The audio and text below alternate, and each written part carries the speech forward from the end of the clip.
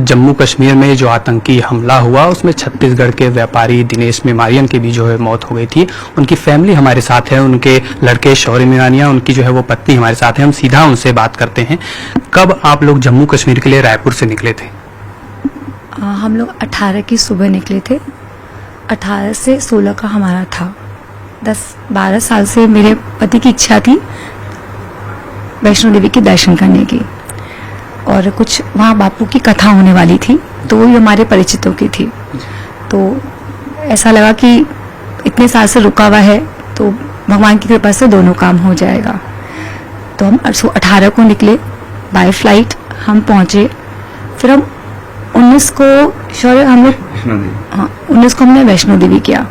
हमारा भगवान की दया से वैष्णो देवी में सारे दर्शन अच्छे से हुए। वैष्णो देवी के, भैरव बाबा के नीचे जो एक और मंदिर है वो भी हम किए, रात को स्टे किए। फिर नेक्स्ट डे हम निकले पहलगांव के लिए। लेकिन बोलते ना कहीं हमारे देवी पितर होते हैं, वहाँ पे आप लोगों ने सुना होगा कि लैंडस्लाइड हुआ था, 15 गाड़ियों का या कुछ हुआ था, तो हम फंस गए थे। तो हम एक जगह वहाँ पे क्या कोट, सनक कोट या कुछ था, वहाँ हम रुके, नाइट स्टे किए। अगले दिन फिर जो बड़ा रास्ता था जो बहुत घूम के जाता है, क्या पीर की गली, हमारे ड्राइवर साहब बहुत अच्छे थे, उन्होंने हमको हेल्प किया और पीर की गली से लेके गए।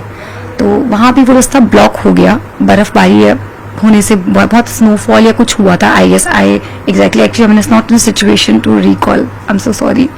तो हम फिर नेक्स्ट डे निकले, हमारी प्लानिंग थी हम, और 22 को शौर्य, 19th ये हुआ, 20th हम फिर से निकले, और 21st हम कहाँ थे शौर्य?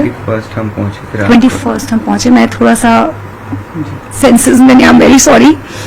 21st को हम पहलगांव पहुंचे 3-4 बजे, बट हम बहुत थक गए थे, तो उस दिन हम स्टे किए थे।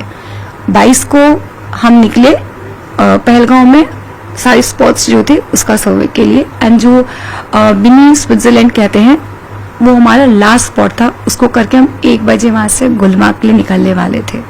But as we have a very hard luck, bad luck, whatever, हम 1 घंटा लेट हो गए। करते करते 2 बज गया था हमें। मेरे बच्चे कुछ कर रहे थे, मैंने और मेरे हस्बैंड ने जिस घड़ी देखा ही कि 2 बज गया है, लेट हो गया, हमें निकलना चाहिए। But my daughter was doing zip lining, तो करने गई थी, नहीं कर पाई। जो भी थे ये लेके गए थे, तो काफी दूरी पे था वो, तो शौर्य दूर थे। लक्षिता जिप लाइन के एज पे थी जहाँ पे बंजी जंपिंग हो रही थी, तो वो बंजी जंपिंग करना चाहती थी।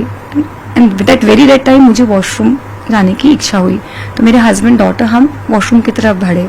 तो मैंने कहा 2 बज गया, दिनेश लेट हो रहा है, आप लक्षिता को बंजी जंपिंग करा दीजिए, मैं वॉशरूम जाके आती हूँ। सर मैं वॉशरूम, मेरा जाना हुआ, मेरे हस्बैंड ने बोला मोबाइल रख लो, बैग रखो। मैंने कहा वॉशरूम इतनी छोटी सी है, मैं नहीं जा पाऊंगी, मैं आती, उसमें नेटवर्क भी नहीं है। जैसे मैं वॉशरूम में घुसी, फायरिंग की आवाज़ आई, बट क्योंकि वहाँ एक्टिविटीज़ हुई थी तो मैं नहीं उम्मीद करी थी कि जब मैं बाहर निकलूंगी मुझे ये देखने को मिलेगा। 2 या 3 फायरिंग सुनी मैंने, बट मैं नॉर्मली यार मैं जब बाहर निकली तो मुझे जो साथ में टूरिस्ट उन्होंने बताया कि टेररिस्ट का अटैक हो गया। एक बार समझ में तो नहीं आया, मैं भागना चाहती थी अपने पति बच्चों की तरफ। फिर उन्होंने कहा कि आप वहाँ मत जाइए, वहाँ कोई नहीं है। मतलब मेरे हस्बैंड मुझे छोड़ के नीचे नहीं जाएंगे, वो वहीं होंगे। बोले आप लेट हो, 3-4 फायरिंग हो चुकी। बोले हाँ मैंने 3 सुना, मुझे जगह एक्टिविटीज़ हो रही है। तो उन्होंने मुझे फिर हाथ पकड़ के, सब एक दूसरे को हेल्प करे थे लेके जाने के लिए। तो वो घसीटते, गिरते, पड़ते, वो गॉज को फाड़ते हुए, वी जस्ट रनिंग। मैं गिरी, लोगों ने मेरा हाथ पकड़ के मुझे घसीट के नीचे उतारा, बहुत कुछ हुआ। एंड पूरा whole time I was trying to call my husband, my daughter, my son and myself also, because मेरा फोन भी उनके पास था, ना मेरे पास कैश था ना मेरे पास फोन था। But I was lucky enough कि मुझे कोई मिले। उनके फोन में नेटवर्क था। मुझे मेरे बेटे का नंबर कैसे याद आया मुझे नहीं पता। मैंने इसको कॉल किया, बहुत देर लगाने के बाद शायद इनको कॉल लगा, तो इन्होंने कहा मम्मी मैं तो नीचे आ गया हूँ। तो आई वाज लाइक शॉक कि ये नीचे है, तो फिर श्योर दिनेश कहाँ है? आई was like shouting that time also, हम वहाँ थे, but I was shouting on my son कि शॉट तुम पापा साथ क्यों नहीं हो? तो देखिए मम्मी, मेरे बगल से फायरिंग हुई है, मेरे शर्ट पे ब्लड का स्टेन था। एक घोड़े वाले भैया थे, वो मुझे नीचे लेकर आए, तो सॉर्टेड, मेरा बच्चा मुझे मिल गया एटलीस्ट। तो मम्मी आप नीचे आओ, फिर हम बात करते हैं। फिर किसी तरह से जो जिनका फोन था ट्रैक करते करते जिनकी हेल्प ली, हम नीचे पहुंचे। उसके बाद फिर शौर ने मुझे ड्राइवर भैया को हैंड ओवर किया। जो हमारे ड्राइवर थे, मैं उनका नाम ज़रूर लेना चाहूँगी, सोहेब भाई। वो मुझे लगता है कि अगर कुछ बुराई होती है, कुछ घटना होती है, तो भगवान हमारे लिए एक बंदा भेजता है। तो मेरे लिए वो भगवान का रूप था, क्योंकि एक अनजानी ऐसी स्थिति में आपको कोई एक हेल्प करनी चाहिए होता है कि मैं एक अकेली लेडी हूँ, मेरा बच्चा अपने पापा को ढूंढने निकला, तो मैं किसका मुंह देखूँ, ना फ़ोन है ना कुछ है। उन्होंने मेरी बहुत मदद की, फिर वो मुझे संभाले। शौर मुझे हैंड ओवर उनको करके गए। ये बोले मैं मम्मी ऊपर जा रहा हूँ, मैं पापा को देखता हूँ। मैंने कहा तुम ऊपर कैसे जाओगे, मैं भी चलूंगी। तो देखिए मम्मी अपन हैंडल नहीं कर सकते हैं, एंड मैं बहुत बुरी स्थिति में थी, मतलब कीचड़ में फंसे, सब कुछ गंदगी, मैं सेंसेस में नहीं था, कॉन्स्टेंट क्राइंग लाइक एनीथिंग। मुझे बहुत लगा था मूवी चल रही, शायद ये अब एंड हो जाएगा। उसके बाद आई रिमेम्बर कि थोड़ा देर बाद फिर शायद कोई अनाउंसमेंट हुआ, मैं जगह जगह पूछ रही था मिसिंग, मुझे एग्जैक्टली नहीं याद है कि क्या स्थिति थी। 4 बजे के आसपास मेरे हस्बैंड का कॉल डायल हुआ, अप्रॉक्सीमेटली मैं कंफर्म में नहीं बता सकूंगी। वही ड्राइवर के फ़ोन से मैंने किया, ड्राइवर का फ़ोन था, इनका था, वो जो हेल्प किया वो चले गए। तो 4 बजे के आसपास मेरे हस्बैंड के फ़ोन में रिंग हुआ। फिर एक बंदे ने उठाया, जब मैंने पूछा तो उन्होंने कहा कि चार्ज पे फ़ोन लगा है। मैंने कहा नॉट पॉसिबल कि एट दिस आवर मेरे हस्बैंड फ़ोन चार्ज करेंगे, आप हो कौन, आप बताइए हुआ क्या है। तो वो कुछ बोले ही नहीं। तो फिर उन्होंने ड्राइवर साहब को बोला कि आई थिंक ये मतलब आपके लैंग्वेज समझेंगे, कश्मीरी मेरे को शायद नहीं आता। तो जब उन्होंने बात किया, उनसे बात करके उन्होंने बोला कि ये बोल रहे हैं कि दोनों को घोड़े में नीचे भेज दिए। बट कहानी ये थी कि उनको बता दिया गया था कि शायद शॉर्ट हुए, मुझे ठीक से याद नहीं आ रहा। तो वो बोले भेज दिया गया। तो अब आप सोच रहे हो ना कि मेरे हस्बैंड बच्चे तो नीचे आएंगे, मैं वेट कर रही हूँ। आई थिंक वो पूरे सराउंडिंग में बहुत कुछ रहा था, लेकिन मैं गेट पे ही बहुत देर तक बैठी हुई थी, बीइंग अ लेडी अकेले। वहाँ के लोग बहुत हेल्पफुल थे, कोई मुझे पानी दे रहा था, कोई मुझे चाय दे रहा था, नॉन स्टॉप। उसके बाद आई थिंक टाइम मैं नहीं बता पाऊंगी, बहुत देर के बाद कुछ लोगों को, जख्मी लोगों को नीचे लाया गया। मुझे पता चला, मैं वापस हॉस्पिटल की तरफ भागी तो मुझे मेरी बेटी खून में लथपथ दिखी। उसके हाथ में कट था, कपड़े फटे हुए थे, खून अगल बगल वालों का था, उसका नहीं था, कीचड़ था। तो मैंने पूछा लक्ष्यता, 2 मिनट उसको कंसोल किया, then I asked where is पापा। तो सिर्फ मम्मी पापा को शॉट हुआ है। And I was like 2 minute मेरे को समझ नहीं आया, क्योंकि मेरे हस्बैंड को थ्रोम्बोसिस एक इशू होती है, वो होती है जिसमें आपका ब्लड क्लॉट होता है। तो आपको एक मेडिसिन लेनी पड़ती है जिसमें आपको अपना ब्लड पतला रखना पड़ता है। शायद मैं कुछ चीज़ें ऊटपटांग बोलूँ, मुझे नहीं पता, बट ऐसा है। तो अगर उनको चोट भी लगती है तो हमको ध्यान रखना पड़ता है कि उनको चोट न लगे, उनकी खून बंद नहीं होती है। तो कहने की मुझे टेंशन हो गया कि अगर इनको चोट लगी है, इनका तो खून ही नहीं बंद होगा। तो मैं लक्षिता को फिर थोड़ा, वहाँ जो लोग थे हेल्पफुल थे, उन्होंने हैंड ओवर किया, फिर ड्राइवर भैया को किया, वो आधा घंटा ये सब चला। फिर पुलिस वालों को बताने की कि मेरे हस्बैंड को गोली लगी है, प्लीज़ हेल्प, मेरे हस्बैंड कहाँ हैं। एंड दिनेश का नाम कहीं भी नहीं था। उन्होंने बोला आप चेक करिए, मैं पूरे हॉस्पिटल में ढूंढी, सब जगह ढूंढी, नहीं था। तो उन्होंने कहा मैडम और आने वाले हैं, आप रुक जाइए, आ रहे हैं। कुछ लोग और भी कहीं कहीं गए हैं। बहुत देर तक मैं घूमी, सबसे हेल्प मांगी थी, सब बोले मैम सब कुछ होगा, आप रुकिए। तो फिर उसके बाद हम तीनों को उन्होंने क्लब हाउस भेजा कि आप लोग यहाँ से सुरक्षित जगह चल जाइए, माहौल ठीक नहीं है, बच्ची भी रिलैक्स हो जाए।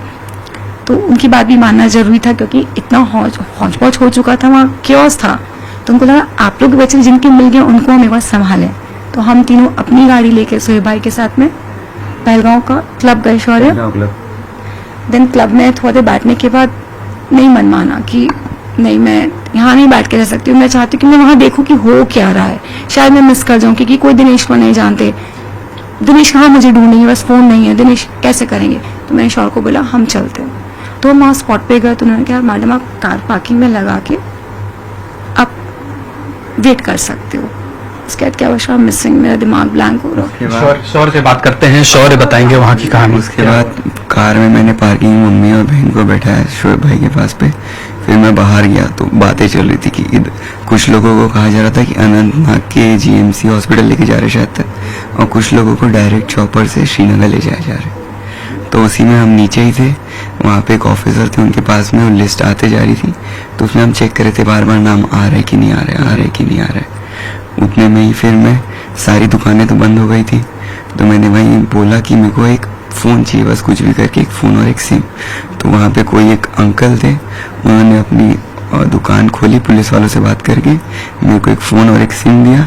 तो मैंने बोले कि मम्मी को दिया और उनका नंबर घर वालों को दिया, ताकि मम्मी घर वालों से बात कर पाए।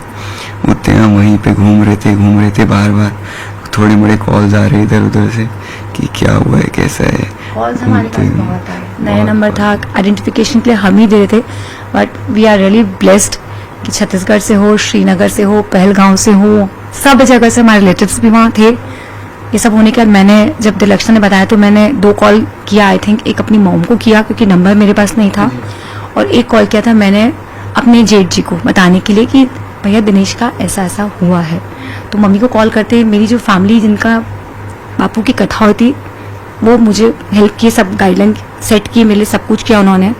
तो वहाँ की सिस्टम ने सबने बहुत सपोर्ट किया, बहुत फोन बजा, सबने बहुत किया बोलूंगी मैं, बट फिर भी ये सपोर्ट तब तक सक्सेस नहीं जब तक मुझे मेरा हस्बैंड नहीं मिल जाता। हम ढूंढ ही रहे थे, my son was also like whole time वो चौक पे खड़े थे, मैं भी एक लेडी थी बट मैं खड़ी थी क्योंकि मेरा मन नहीं मान रहा था भैया। एक होटल वाले वहाँ पे थे, my daughter was hungry, she was not feeling well, वहाँ उसको बैठा के उन्होंने चाय पिलाया या खिलाया। तो वहीं पे ना बहुत सारे एक गाड़ी आई पुलिस वालों की, किनके वेश में थी मुझे नहीं याद आ रहा, तो मैंने उनको पूछा कि भैया आप लोग ऊपर से आए हैं, दिनेश मेरे हस्बैंड का नाम है, तो बोले हमको नहीं पता, तो बोले हम नहीं बता सकते। उससे पहले भी कई लोगों ने बोला तो हमने डिस्क्रिप्शन दिया था, उससे पहले हमारे पास कॉल भी आया था, कॉल भी आए थे डिस्क्रिप्शन के लिए, हम फोटो सेंड की थी हमने। फिर ऊपर से ब्लैक ड्रेस में कमांडोज वगैरह नीचे आने लगे, पुलिस वाले आने लगे, उनकी गाड़ियां वगैरह सवारी थी साइड से। तो हम पूछे तो बोले हम पे कोई इन्फॉर्मेशन नहीं, हम नहीं दे सकते, आपको जो है अंदर पता चलेगा। तो हम वहीं पे रुके थे। लाइक थोड़ा सा लकी, लेकिन ये लास्ट है, सब नीचे आ गए। बोला तो मैंने मेरे हस्बैंड का डिस्क्रिप्शन ये है, तो पता नहीं बोलते 6 सेंस शायद वर्क करता, तो मुझे लगा उनके जेस्चर से लगा कि शायद वो डिस्क्रिप्शन समझ रहे हैं, या वो बता रहे हैं कि अगर आपको दिनेश अग्रवाल का नाम कहीं नहीं है तो that means I could sense कि कुछ मिसहैप हो चुका है हमारे साथ में। मेरे सन समझ गए थे कहने कि कुछ है, लेकिन बोलते ना आप हमेशा चाहते हो कि शायद आप कुछ पॉजिटिव हो। उसके बाद कितना देर में हमारे पास श्योर आई, अराउंड 7 बजे के बाद पे एक अननोन नंबर से ही कॉल आता है मेरे को कि आप एक बार अंदर आ जाइए। 7 to 8 के बीच पे थोड़ा टाइमिंग। तो मैं मम्मी को बोला आप कार में बैठो थोड़ी देर, मम्मी को कार में बैठा, मैं अंदर गया। तो अंदर पे बॉडीज आ रही थी, मैं साइड से गया, मैं फोन दिखाया, नंबर से मेरे को कॉल है, तो मेरे को वो थोड़ा सा पीछे घुमा के अंदर लेके गए। अंदर लेके गए, फिर उनके कुछ लैंग्वेज में बात की, मेरे को नहीं समझा। फिर मेरे को टर्न कराए तो मेरे को सामने पापा का पैर दिखा, पापा का मोजे से मैंने पहचाना, बोले पापा हैं, क्योंकि पापा का एक ही शौक से मेरे को पता है। तो वहां से पहचाना, मैं गया पापा के पास, 2 मिनट पैर के पास खड़ा था, फिर खड़ा रहा वहाँ पे 5 मिनट तक। उसके बाद में मैंने ऐसा फेस देखा पापा का, वाइट शीट हटाई। थोड़ी देर बाद फिर मम्मी को कॉल किया, मम्मी को बोला बस आप एक बार अंदर आ जाओ, कुछ नहीं पता लगा, बस एक बार अंदर आ जाइए आप। तो मम्मी तब अंदर आई, वहीं से मम्मी के हाथ में आंसू आ गया था, वहीं से मैं समझ गया। धीरे से अंदर लाया, फिर मम्मी को दिखाया कि यहाँ पे पापा थे। जब गोली चली तो आपके भी शर्ट में कुछ छींटे आए थे, वो क्या वाकया था थोड़ा बताएंगे? वहाँ पे ऐसा जब कैसा हम माहौल था? ऊपर आए ना, तो एंट्रेंस के पास में जिपलाइन की एंडिंग है और वो दूर पे जिपलाइन का स्टार्टिंग है। तो मेरी बहन बोली मेरे को जिपलाइन करनी है, तो मैं उसको जिपलाइन के लिए लेके गया। उसको ऊपर करें हम जिपलाइन के लिए, पर उसको डर लगा हाइट से, तो बोली भैया मैं नहीं कर पाऊंगी, वो सामने मेरे को ट्रैम्पोलिन करना है। तो मैं उसको नीचे लाया, मैं बोला यहाँ से सामने सीधा पापा है, पापा के पास जा तू, मैं साइड में काउंटर्स देखते हुए आता हूँ, फिर अपन कुछ यहाँ से खा के निकल लेंगे नीचे। तो वो वहां गए, मैं यहाँ पे काउंटर्स के पास खड़े होकर ऐसे देख रहा था, देखते देखते मैं आगे चला। तो मेरे पीछे इस साइड में कोई अंकल थे, वो अंकल को शॉट हुआ, क्योंकि वो एक आध बार आवाज पहले आई। अच्छा तो मैं समझा नहीं कुछ, मेरे को क्या पता जी कि फायरिंग हो रही। आवाज आई, मेरे को नहीं पता फायरिंग, क्योंकि फायरिंग होती बदर मच थी, हाँ। वो नॉर्मल था। तो उनको शॉट हुआ, तो मेरे यहाँ पे ब्लड के छींटे आए। तो मैं पूछा तो रेड था, मैं देखा यहाँ पे अंकल थे। तो मेरे को सामने से किसी ने धक्का दिया, तो मैं पीछे गया, टेबल्स के नीचे लेटा, और भी पब्लिक थी। तो पर टेबल्स में उनकी प्लास्टिक, तो बुलेट से ना टेबल ही हिल रही थी पूरी। तो हम रेंगते वो साइड का गेट है, गेट पे गया, गेट पे हॉर्सेस वगैरह वहाँ पे पार्क होते। तो वहाँ पे मेरे हॉर्स वाले ने मेरे को देख लिया, मैं वहां से कॉल लगा रहा, मैं अंदर नहीं जा पा रहा क्योंकि सामने से फायरिंग हो रही है। फिर शायद तक वो लोग वहां पे भी आ गए थे हॉर्सेस के पास पे, हॉर्सेस को भी किल किया। तो मेरे घोड़े वाले ने मेरा हाथ पकड़ा और मेरे को दौड़ाते हुए नीचे लेके आ गया।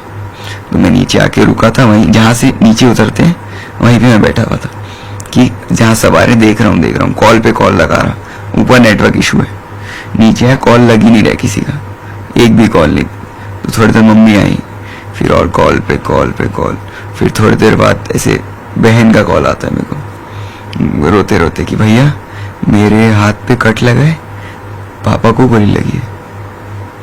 क्या बताया उन्होंने, कहाँ पे गोली लगी? वो कुछ नहीं, रो रही थी किसी कॉल, फिर किसी अंकल ने कॉल लिया, बोले अभी हम नीचे ही आ रहे हैं, आप रेस्क्यू वालों के पास में रहिए। तो एक साइड में वो आर्मी वाला था, वहां से मैं ये हॉस्पिटल के पास पे गए, तो वहां पे बहन मिली। बहन ने बताया कि बहन और पापा साथ पे थे, बहन पापा का हाथ पकड़ के खड़ी थी ट्रैम्पोलिन के सामने में। कोई एक बंदा आया गन लेके भागते भागते सामने में, उसने पापा को बोला कलमा पढ़ने को। पहले क्या बोला आतंकी ने गोली मारने से पहले? आए बोले कलमा पढ़िए। अच्छा, फादर को बोला? फादर को बोला, तो नहीं पता पापा को, जी बिल्कुल। तो पापा ने अपना चश्मा और कैप निकाली, ओके। उतने में शॉट कर दिया। तो पहले गोली चलाने से पहले उन्होंने पूछा कि कलमा पढ़िए, उसके बाद फायर किया। उसके बाद फायर किया, पापा को शॉट किया, पापा गिरे। बहन थी बाजू में, कोई अंकल जी थे, उन्होंने बहन को ऐसा पकड़ा पीछे में, तो वो अंकल जी को भी उन्होंने बोला कलमा पढ़िए। अच्छा, जो आपकी बहन है उनको अंकल ने पकड़ा? पापा थे पीछे में, कोई अंकल जी थे, जी। तो पापा को शॉट, तो अंकल ने बहन को पकड़ लिया, बहन डर गई बोली, ठीक।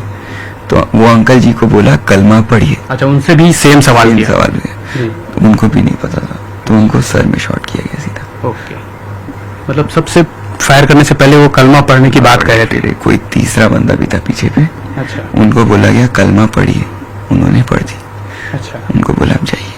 अच्छा, तो जिन्होंने कलमा पढ़ दिया उन्हें छोड़ दिया? दिया गया, और बच्चों को और लेडीज को नहीं कर रहे थे, क्योंकि बहन थी। एक बात ये है, जिन्होंने कलमा पढ़ा उन्होंने हमारे बच्चों को बचाया, वही हमारी बेटी को और वो ग्रुप को बचा के लेकर आए।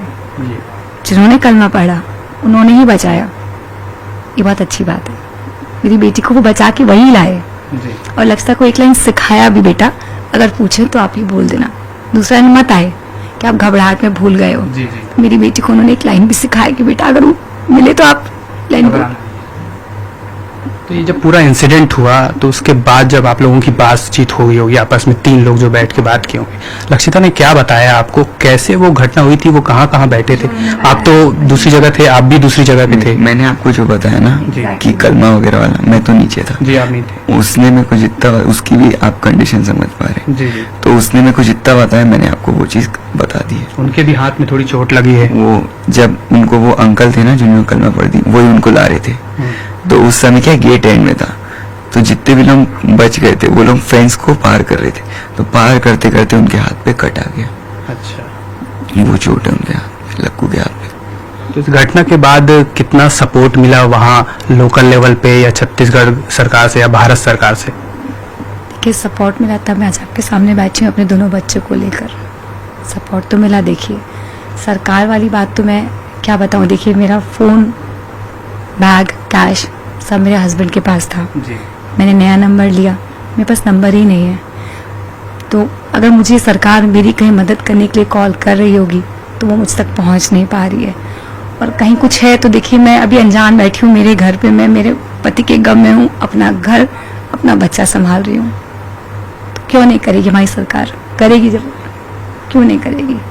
मुझे पूरी उम्मीद है कि शायद दिनेश को शहीदों का दर्जा दिया जाएगा, क्योंकि जिस तरीके से हमें श्रीनगर से विदा किया गया, शहीदों वाली सब कुछ इज्जत दी गई, आप लोग ने सब देखा ही है टीवी में, तो बस शहीदों का दर्जा मिल जाए, मेरे बच्चों का फ्यूचर सिक्योर हो जाए, यही तो है। करेगी सरकार हमारी, मुझे उम्मीद है। कल अंतिम संस्कार में मुख्यमंत्री भी शामिल हुए थे, एयरपोर्ट जब आया तब कई मंत्री भी थे वहाँ पे।